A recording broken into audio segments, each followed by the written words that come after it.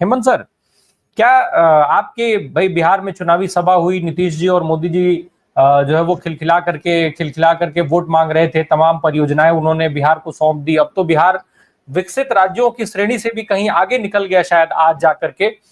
लेकिन जो कड़ा संदेश दिया गया कि मिट्टी में मिला देंगे ऐसे लोगों को जिन्होंने ये आतंकवाद किया और जिनके द्वारा ये आतंकवाद करवाया गया, क्या मिट्टी में मिलाने का संदेश देने के लिए बिहार जाना जरूरी था? दिल्ली या जम्मू कश्मीर से ये संदेश देश और विदेशों तक नहीं पहुंच पाता क्या? धन्यवाद राम प्रकाश जी। दरअसल वो उनको किसी आतंकवादी को मिट्टी में मिलाने की जरूरत है नहीं। उनको चुनाव जीतना है। एक बार पुलवामा के वक्त उनको देश का चुनाव जीतना था। संयोग ये है कि इस बार पहलगाम के वक्त अब सामने बिहार का चुनाव है और तमाम ये इसके बीच वो आज बिहार आए और उन्होंने एक तरह की चुनावी सभा ही थी वो, जिस तरह की बातें वहां पर की गई। लेकिन सबसे अहम बात यह है कि अगर प्रधानमंत्री जी सचमुच इस घटना से आहत होते तो उनको देश से माफी मांगनी चाहिए थी। आज इस्तीफा तो उनसे कोई नहीं मांगेगा और इस्तीफा वो देंगे नहीं, लेकिन प्रधानमंत्री जी को देश से माफी मांगनी चाहिए थी कि ये हमारी चूक थी जिसकी वजह से ये लोग मारे गए हैं। यह इस देश का कोई भी न्याय पसंद व्यक्ति इस सरकार को माफ नहीं कर सकता है इस गुनाह के लिए जो गुनाह इस सरकार ने वहां किया है। प्रधानमंत्री जी कह रहे हैं कि कल्पना से भी बड़ी सजा मिलेगी।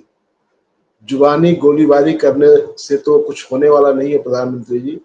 लेकिन यह एक सवाल आपसे मैं पूछता हूं, आप बताइए कि वहां जो लोग मारे गए, जो आतंकवादी थे, उनके खिलाफ सिक्योरिटी फोर्सेस की ओर से एक पटाखा तक नहीं चला।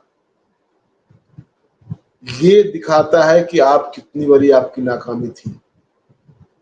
कोई जवाबी कार्रवाई नहीं हुई। ये क्या है? ये किस तरह का लैप्सेज है?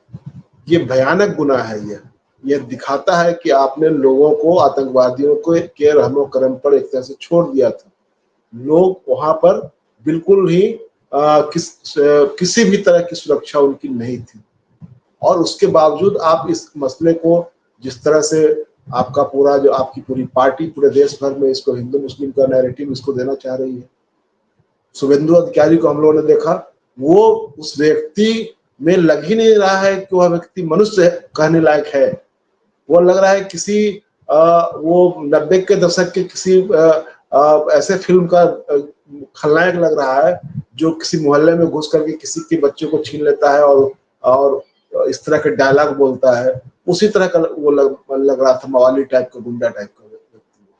तो ये इस तरह के लोग जो कर रहे हैं उनको सचमुच आज जेल में होना चाहिए। ममता बनर्जी को चाहिए इस तरह के लोग जेल में भेजा जाए। आप याद कीजिए अभी कल जो वीडियो दिख रहा था जम्मू कश्मीर से, जिसमें एक पत्रकार ने ये पूछा कि इस घटना के लिए क्या सरकार की जवाबदेही नहीं है। उनको दौड़ा दौड़ा कर पीटा गया, वहां पर वो हॉस्पिटलाइज उनको करना पड़ा। तो ये जो नैरेटिव आप कर रहे हैं, ये नैरेटिव क्या कहता है? ये कहता है कि आप अपनी नाकामियों पर पर्दा डालना चाहते हैं। आप उन चीजों को एड्रेस नहीं करना। यह तो आप ही थे जिन्होंने कहा था कि हमने आतंकवाद की कमर तोड़ दी है नोटबंदी करने के साथ ही। आप किस तरह का शोक मना रहे हैं? आप एक मंच पर हंसी ठिठोली कर रहे हैं।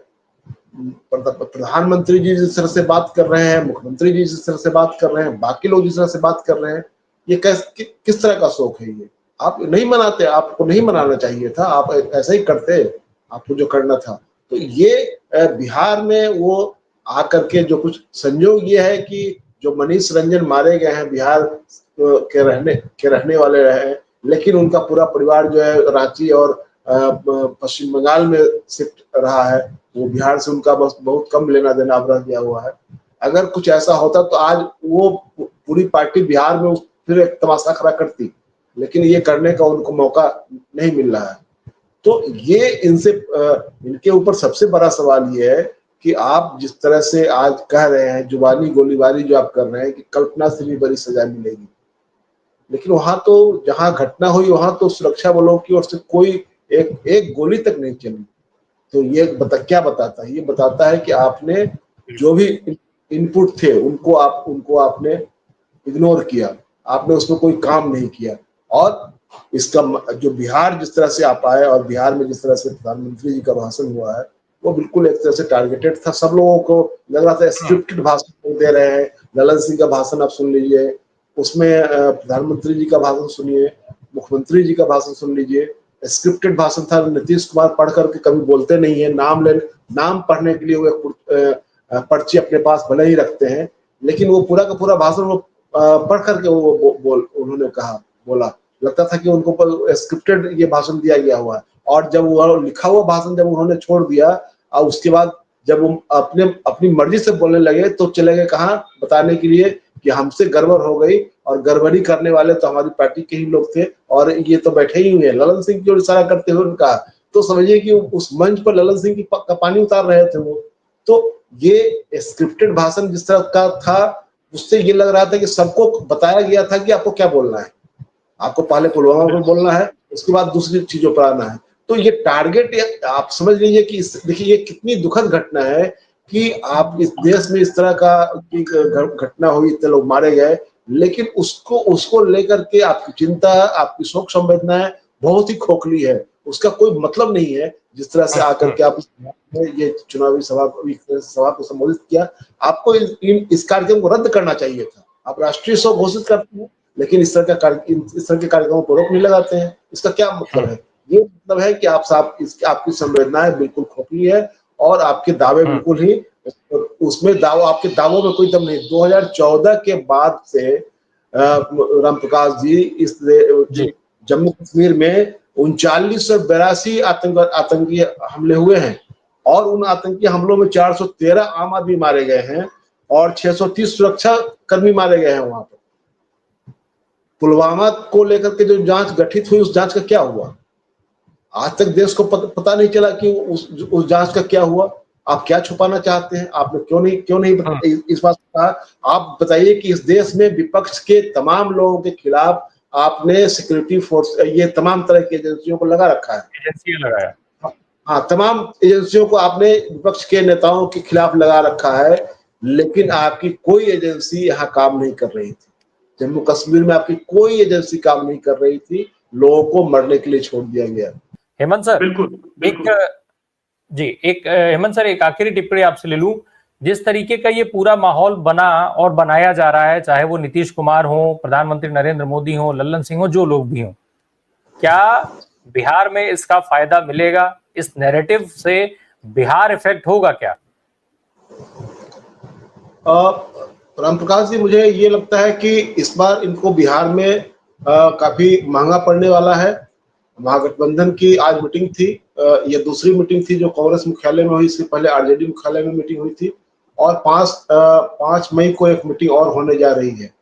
तो और आज जो प्रेस कॉन्फ्रेंस हुआ उसमें महागठबंधन की ओर से जो मैसेज दिया गया, उससे ये साफ साफ लग रहा है कि विपक्ष इस बार इनको बिल्कुल मुंहतोड़ जवाब देने के लिए तैयारी कर रहा है। तो ऐसी स्थिति में मुझे लगता है कि बिहार जो इनका सपना है बिहार जीतना, वह इतना आसान नहीं होगा। यह अलग बात है कि बिहार को भी कम्युनलाइज करने के लिए, सांप्रदायिक आधार पर ध्रुवीकृत करने के लिए लगातार इनकी कोशिशें चल रही है। और इसका आगाज बहुत 1-2 महीने पहले हो गया था, जब मोहन भागवत को, श्री रविशंकर को, फिर बागेश्वर को, इन लोगों को बुला करके माहौल को कम्युनल दृष्टिकोण से उसको चार्ज करने की कोशिश की गई। तो उस दिशा में ले जाने के लिए अब ये पहलगाम एक मौका मिला कि इसको लेकर के करें। और जो प्रधानमंत्री जी का भाषण था उसमें निश्चित रूप से वो सिर्फ कश्मीर के खिलाफ बोल रहे थे, वो बाकी लोगों का जो नाम ले रहे थे उसका मकसद क्या था, क्या दिखा रहा था वो।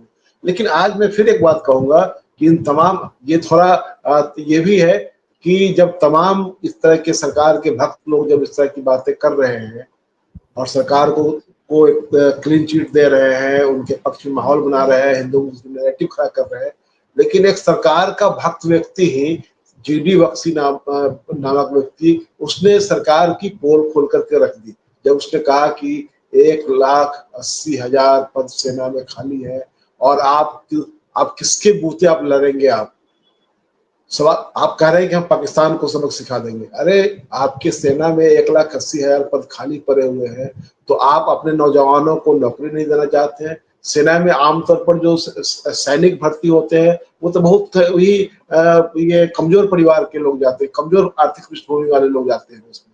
तो आप तो उनको मौका नहीं देना चाहते, आप यही चाहते हैं कि लोगों को आप एक तरह से लिंचिंग समूह बना करके रख दीजिए कि जो लोगों को दौड़ा दौड़ा कर सड़कों पर मारे और कभी मस्जिद के सामने जाकर के डांस करे, कभी गाली दे, कभी किसी घर पर चढ़ करके झंडा उतारे और झंडा चढ़ाए, किसी इबादत गाह पर चढ़ जाए। तो ये इनका मकसद इसी दिशा में जाना है। और इससे आज जो इन लोगों का जो पूरा भाषण हुआ उसमें साफ साफ है कि चुनाव जीतने के लिए, चुनावी माहौल अपने पक्ष में करने के लिए ये किसी भी हद तक जा सकते हैं। और इस तरह के कई नमूने सामने आ चुके हैं, शुभेंदु अधिकारी हो या आप देख लीजिए इनकी जो पूरी जो ट्रोल आर्मी है वो किस तरह से बिहेव कर रही है, किस तरह की चीजों को प्रचारित कर रही है। वो महिला जो अपने पति के की लाश के पास बैठी हुई थी, उसका वीडियो सबसे पहले किन लोगों ने और पोस्टर किन लोगों ने उसको जारी किया था। तो